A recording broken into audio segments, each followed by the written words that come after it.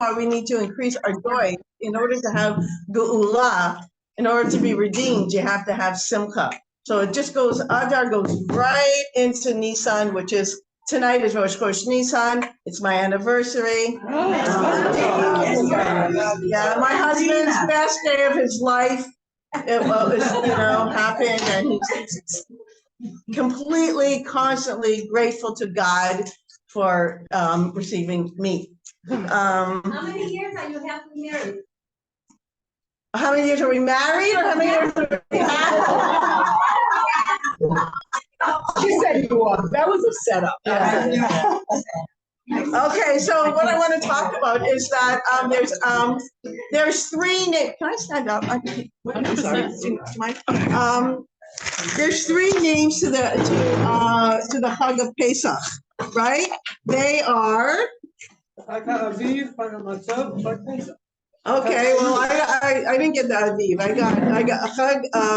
What'd you say? Matzah, Aviv, and Pesach. Okay, the word I heard didn't have the Aviv, but that makes sense. It is Chag Aviv, and this is the time of year when we have it. Okay, so I'm going to concentrate on Chag. Right, I'm going to concentrate on the three that I heard. Everything in Pesach is fours anyway.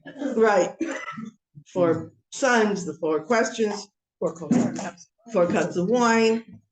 So there's a gorgeous board from the Kedushas Levi, which a lot of people have heard before, but you didn't know it was a Kedushas Levi, and it's a very big Indian. We learn in Pirkei Avos to quote somebody in the name of somebody. We learned this from Megillas Esther.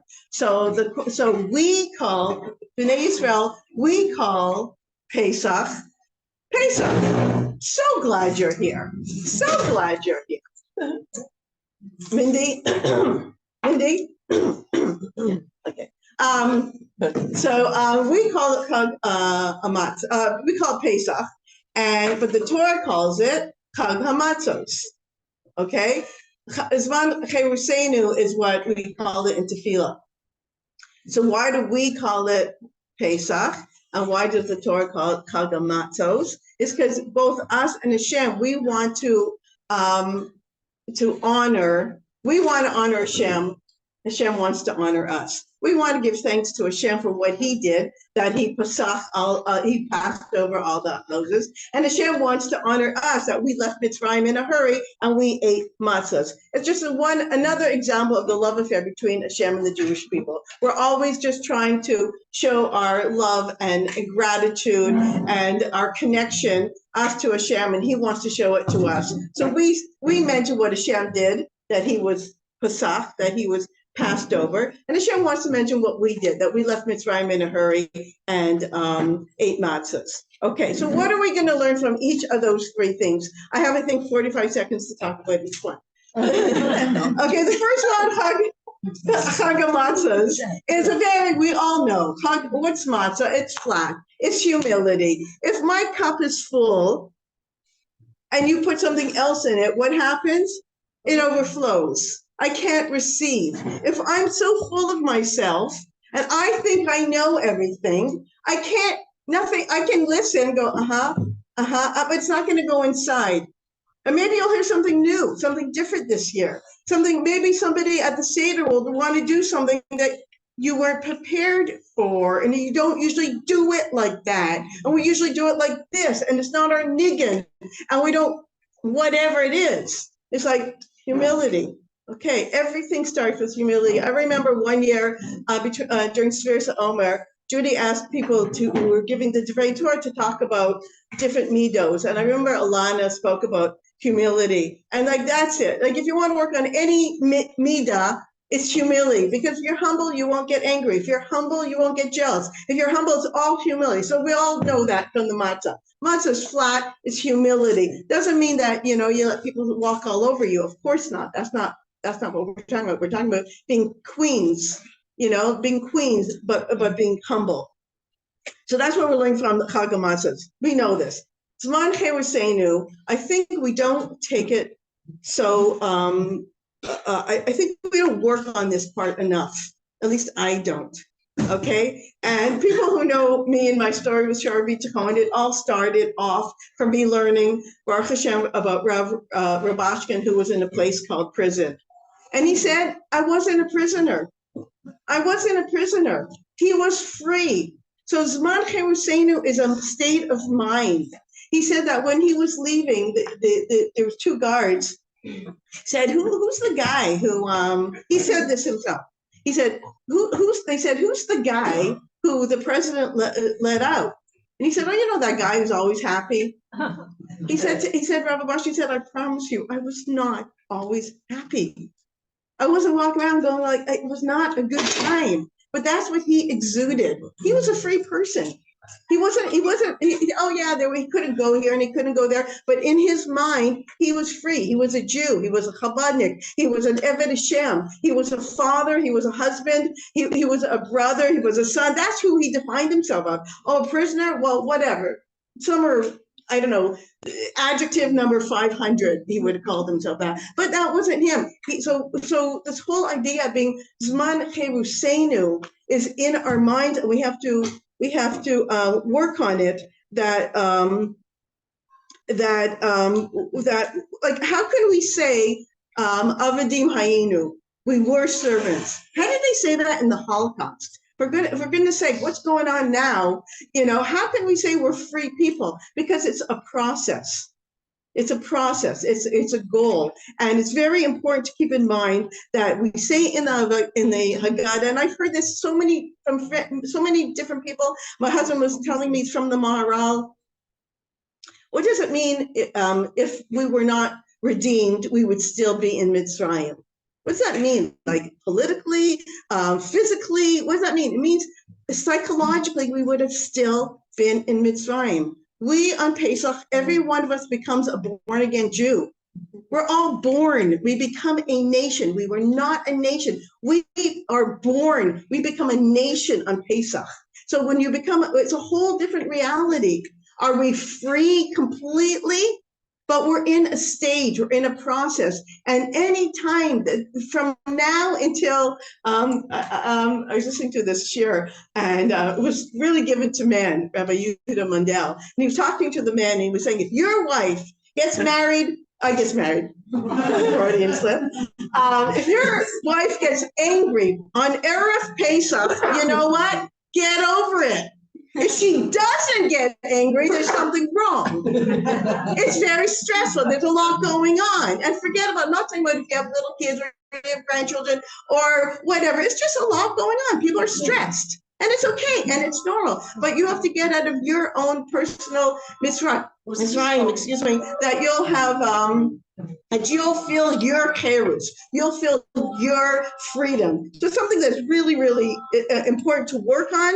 And remember that it's a process. So when we say Avadim Hayinu, okay, we were slaves and we have this process, but we're getting out of Mitzrayim. And every year, B'kol Dor V'Dor, we have to see ourselves as getting out of Mitzrayim. We have to really, really work on it. And like I said, at the Seder, or, I have to tell you, I remember the story about one time I asked my husband to do the dining room chairs. He came back about 4 minutes later and said, next. I was like, he said, he looked at it, next, looked at the next chair. Yeah, that's okay, next, okay, now. Men, and not doing spring cleaning and whatever. Are they fine? They're fine. And then he puts them in the room. I'm like, okay. Then he took them out again. I'm like, but I thought they're clean. And our kosher, now you bring them back. Baruch Hashem, this is an avodah that we all have to work on. The last one is we call it Pesach, because Hashem skipped over. This is like something that is just an unbelievable story. I heard it from Rav Rabashkin, and I heard it from his friend Yossi. Okay, this woman went to Rav Shlomo Zalman Auerbach. She had been married many, many years and asked for a bracha for children. And Rav Shlomo Zalman Auerbach said to her, Hashem has no obligation to give you children. She said, oh. So he said to her, why don't you do something? You're not obligated. And she said, okay. And she took upon herself to go visit 3 hospitals a week. She ended up with 3 children. So we want Hashem to do this, and we want Hashem to do that. Da, da, da. So Hashem skipped over. You know, he didn't go to every house, whatever. He skipped over. So we want Hashem to do something that that he's not obligated to do. So you know what? We have to do things that we're not obligated to do. And we have to, like, don't take on something big. Right after, if anyone davens Nusach Sfard, right after Buk Shamar, there's a very tiny little mizmor. I never say that, ever. I go from Buk Shamar to Ashrei.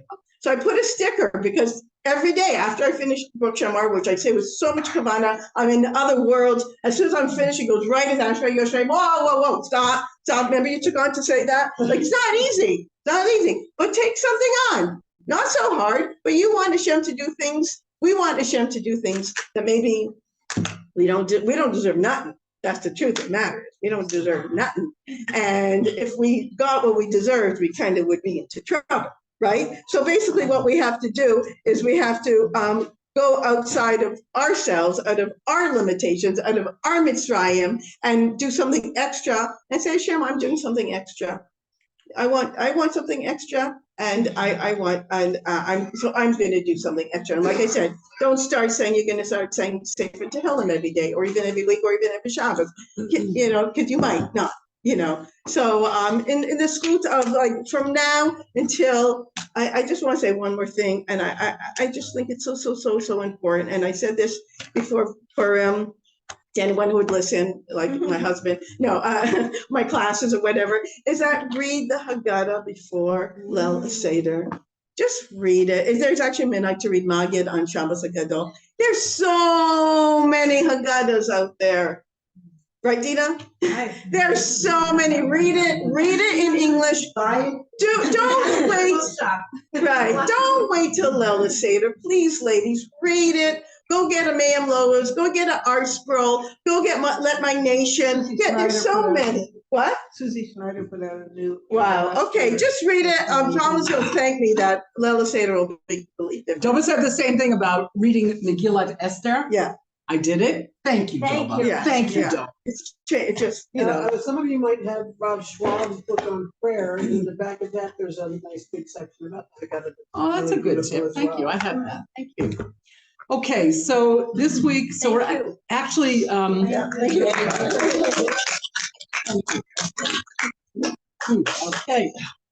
Okay, so this week we're, Yeah. What? It's also anniversary. Okay, sorry. Okay, so this week we're actually not going to do Hilchos Shabbos. We're going to do, because it's Yontif, and Ilana told me to do this, and I try and listen to Ilana always. Right? It's good advice. Anyways, we're going to talk about Chol Hamoed, the laws of Chol Hamoed, and to condense it into 5 minutes, not easy, but I'm going to do my best. Take 6. 6, I'll take 6. Okay. So first of all, I hope this doesn't shock anybody, but you're not allowed to do malacha on Chol Hamoed. And it's either a dioraisa or it's a derabanan. Changes your whole life, doesn't it? Right now. Okay, but in the same way that on Yontif, right, we're also not supposed to do malacha, but there are certain exceptions. There's certain things that we're allowed to do, and the rabbis established that. So, for example, cooking, right? That's the big one. Carrying, those are the big ones. Traveling. Opening lights. What do you mean? Getting in the car and going to the park. On Yontif? No, not on Yontif. No. I'm sorry, I meant on Yontif. So you're allowed to do certain things. Well, on Chol Hamoed, so you're also allowed to do more malachos and more things that you're not allowed to do either on Shabbos or on Yontif. Okay, so and mostly, so the exemptions really fall into 5 different categories, and I'll try just to explain them. I'm talking about, sorry, okay, you're right. Okay, I'm talking about the laws of Chol Hamoed. These are the things that a person is allowed to do on Chol Hamoed. I mean, like you shouldn't think, oh, okay, it's like there was a period in my life that it would be Chol Hamoed and I would put a sign on my door and it would say Chofesh, and then I would like spend the next, never mind. You don't want to know what I did, but it's not what it is. Is it more Chol or more Moed? Okay, so that's really the question. Okay, so let me just tell you the things that that you are allowed to do in the different areas of. So we all know food, anything that's related to food preparation, and it goes in the scale of malachos. It goes a little further back than on Yontif, right? You can prepare food on Yontif, but you can't pick an apple from a tree. You would be allowed if you needed an apple for Yontif. Everything is litzorech chag, the Chol Hamoed. Anything that you need, so then you're allowed to pick an apple. You're allowed to, to go shopping for food. You're allowed to whatever you need to do to have proper amount of food. Okay, you're also pretty much anything that's needed for the festival. Okay, so like an example would be you have one dress and the seam split. So you're allowed to sew that dress. You're not allowed to do it in a professional, perfect manner, okay? And this is one of the qualifications to the qualifications, right? You can't do anything that's in a professional way. Maaseh uman. You can only do things maaseh hedyo. You can baste the seam closed, but you can't make, a chair. You have a specific number of chairs you need. Every single chair, a leg falls off. You can fix the leg of the chair, but not in a professional way, not in a way so that it's like this was good for 1,000 years, and then you got to find somebody who's willing to sit on that chair. Okay, so then you're allowed to do, this is an interesting one. This is Tzarchei Rabin. You're allowed to do things for the community. And this is pretty much, I just want to say the needs of the festival. So it's not like, okay, you could do everything, but it doesn't have to mean only things that are, like, it's not that tight. There is a certain leeway, like you can get into a car and you can drive to a park and you can, that is considered a pleasure of the Chag. You can do things that are pleasurable. You can do things that are enjoyable, and you may be doing malachos, but the hector for doing it is the fact that the idea is, yes, you really do want to enjoy this Chag as much as possible. Okay. Oh, there's tons of parks. Okay. Usually there's a barbecue and beer. Just Most of the them have parks. Thank you. Okay, so Ilana said that you can't go shopping for after the Chag, right? You're making food. You're cooking. You want to eat it that night during Chol Hamoed. Maybe you want to leave a little bit for Yontif. You can't make with the intention of leaving it over for after Yontif. Okay. I make a cake and I eat a quarter of it on Pesach. Right. The 3/4 I put in the freezer. A piece of the cake you eat after? For when? That must be good. For when? Your recipe. It depends what your intention is. If you're saying, I'm making this cake and I want to make sure that there's some leftover for the day after Pesach, nisht. Okay. Should you make a half a recipe? No, you make a cake, but you're not. It's a question of your intention. You're not purposely making it for the purpose of having something after Yom. I mean, the same thing applies. You're not when you a lot of things that you can do, but you can't do something and say, you know what, I don't have time to do this before Chag. I'll save it for Chol Hamoed. I'm going to wait. I don't have time to polish my candles, right? My candle holders. I'm going to leave it till Chol Hamoed. No, you're not allowed to do it. You want to bring honor to the Chag. You want to bring pleasure to the Chag. You're not like, I'll finish my taxes, filling out my tax forms during Chol Hamoed. No, you can't. You can't do that. Okay, community needs. Interestingly, you can do pretty much anything. Community needs, I guess, because they think that, because people have more time, so they're available to do stuff, and they're worried that when after Yom Tov, people are not going to be available. So you got them now, make them do it.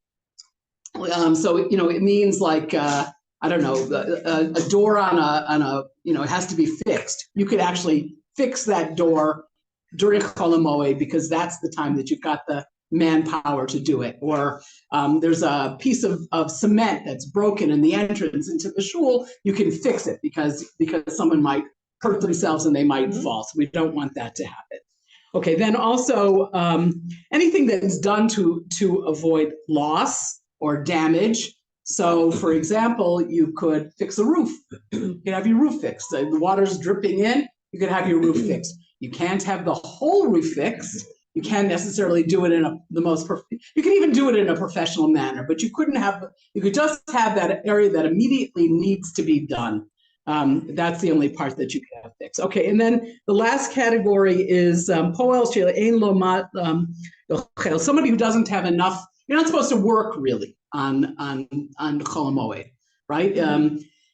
I mean, I guess if your boss said if you're taking off, don't come back, that would certainly be a case. You don't have to lose your job, but so the heter is given to somebody who needs to work, because if he doesn't work, he's not going to have food. Anybody else? I don't know. You have to work because you your boss. Right, and a loss to you or a loss to your boss. No, to you, a loss to you. But it depends. I mean, it's actually, the halacha makes a distinction between like your keren and your revach.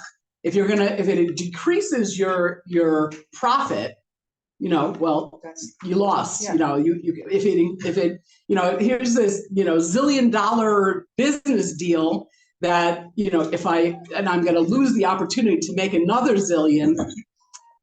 But if it's possible that you're going to go bankrupt if you don't do this deal, so then you would be allowed to you don't have to bankrupt yourself. You don't have to lose an extensive amount of money. You don't have to suffer damages, and you don't have to suffer loss. So okay, but somebody who doesn't who doesn't have money to eat can work. What did you want to? The category of writing, like writing, people say not to write. Right. Okay. Right with a sheena. Okay, so If you're writing like a shopping list, it's for the chag and it's not craft. Right. It's not your craft. Right. There's a distinction made between something that is, as I said, ma'aseh uman, like calligraphy. No. All arts, by the way, no painting, no ceramics, no, even you say, oh, but I really enjoy this on the chag. It's not what you do on the chag. But what? Right. And that's, I don't know, according to this book, that he brings many, he says there are many authorities that allow you to, that they make a distinction between like a beautiful writing and artistic writing, and just like Doba said, writing a shopping list for. Okay, interestingly, writing on a computer screen would be allowed according to him, any kind of, because that's not writing. It's nothing. It's electronic dots. It's nothing. So so you would be allowed. But you'll still get the message to somebody. That's not the principle. It's not what you're. Yeah. You can text, but you can't write. Yeah, strange. Yes. So what about even like turning on a computer for a certain reason? Yeah, you could. Yeah, I was like looking for something that specifically spoke about electricity. Like, why can you watch TV? Right, exactly. No, you can't, Elisheva. I tripped her up. Didn't I? I caught her. You never could watch TV. What? You never could watch TV. Yes, that's right. You're right, You're right. She's right. No, any kind of election. You can turn on a radio. Can right? I mean, yeah. Apparently, you can. Apparently, you can. Yeah. Can you hear the news? Because it's usually sad. Well, that's your own subjective. That's your own subjective. Okay, so let me just say this. Okay, so also just some a few more general principles. I mentioned some of them. So anything that requires skill, highly skilled activity, you don't do. Anything that requires a lot of exertion, right? Anything that's like but except for communal needs, which can be require exertion. Go to the gym or something like that? It means more like, okay, I'm gonna move all the logs from this part of the house to over there. That would be that kind of exertion. What about football? About what? If I want to play football? Yeah, you can play ball. You can do that kind of stuff. Yeah. Deliberately scheduling something during Chol Hamoed. I mentioned payment in general. If you have to bring somebody and you have to bring a Jew to fix it, like that person shouldn't accept payment. If they won't do it without receiving payment, that's something else. But generally, okay. And also, if you do something, then it's better to do it privately. If you're sewing, like, don't go out on your front porch. Just go someplace else and do it privately. Okay, this is all of the laws of Chol Hamoed. Anything I missed? Laundry, cleaning the house. Laundry, yeah, okay, no laundry. No haircuts. Yeah, right. Oh, I can't do laundry. Eyebrow pluck, yeah, I think not. I think you cannot. You can't have haircuts. I think I'll double check it. I think he wrote about this. I think you can't. Water in the garden you can if there's cutting nails, usually not. You know what the exception is? Someone who got out of prison and didn't have time before Yontif to cut your nails and cut your hair. Or someone who finished a Bayless and it was Friday, their Bayless ended on Shabbos and Yontif was on Sunday. That person would be allowed to do all of it.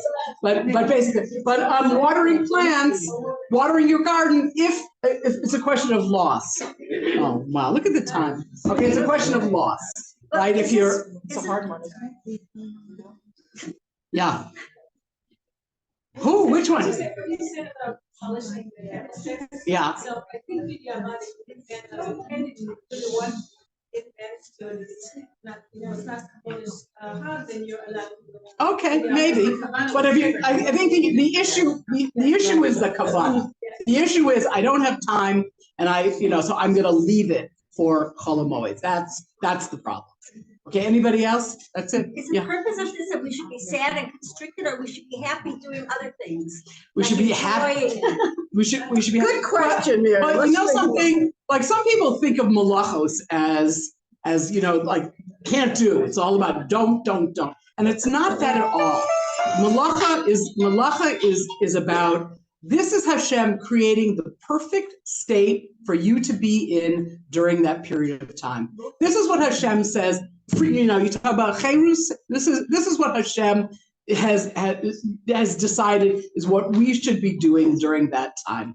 Okay, and it just happens to be that during Chol Hamoed, it's a little bit looser, and we have other opportunities for our pleasure and for joy in different ways besides eating and singing and learning and.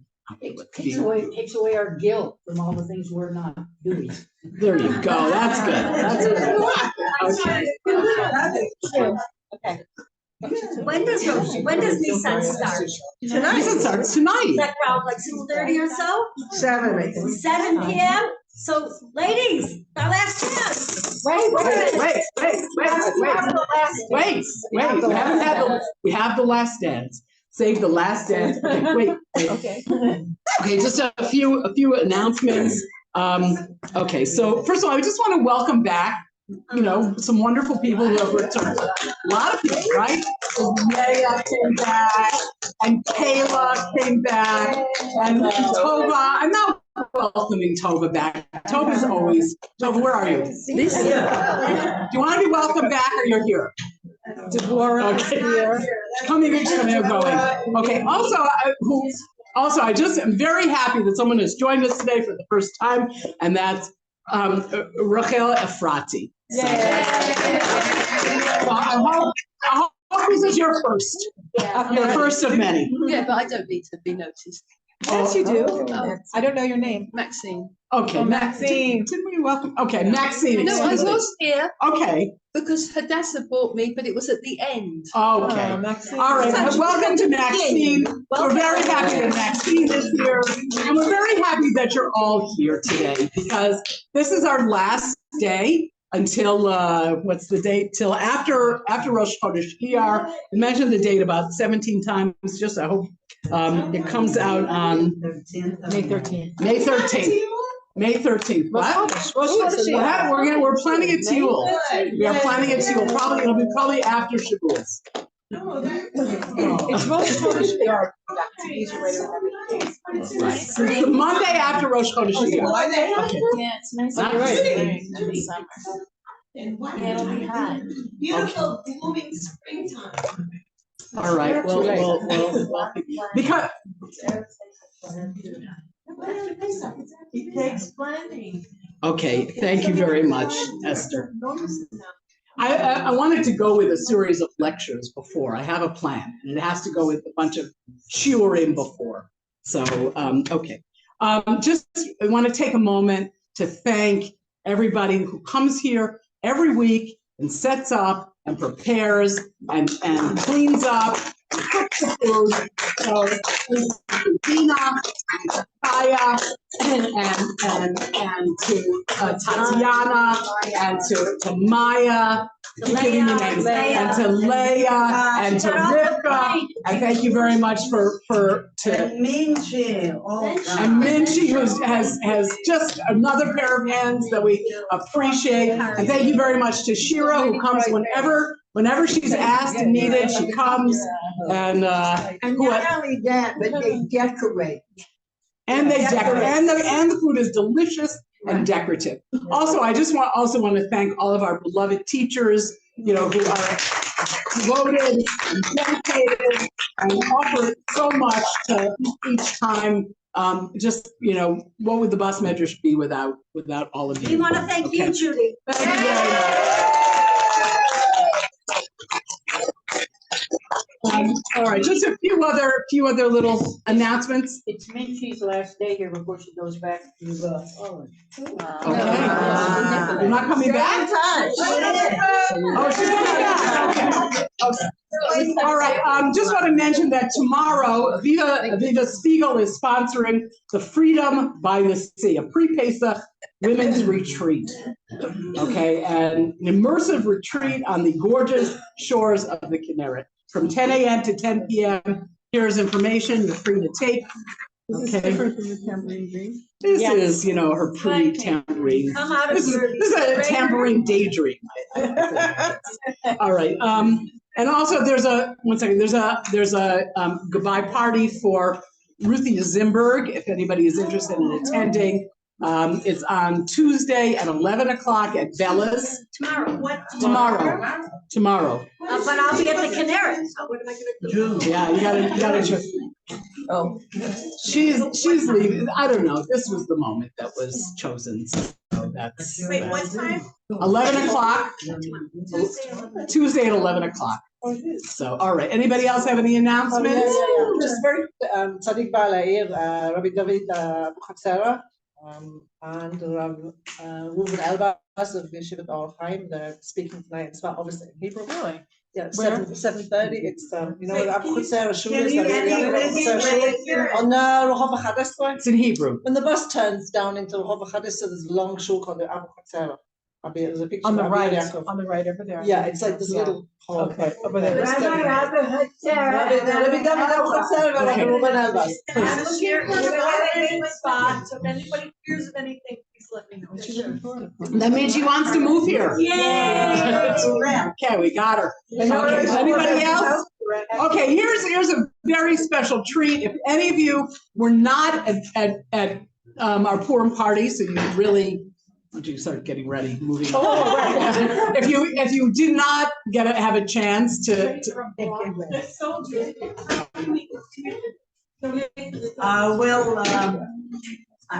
the soldiers, right now, it's not a huge group. They still need some money. If you would like to continue, you can do it through me maybe. But you have to get the money. You have to take care of it yourself, guys. If you want to give the money, give it today. It's in the blue box. The other box is for if you haven't paid dues, or if you want to pay for today, or you're welcome to put money in that box. And the dues are very important. After the holidays, we have to buy a lot of stuff for Bas Medrash. Please consider to put generous. Okay. Like brought some clothes if you want to take someone there. Oh, we know it's a performance. Yeah. So just now. Thank you.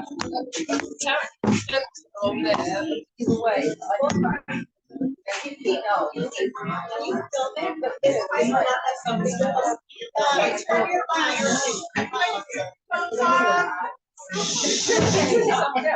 but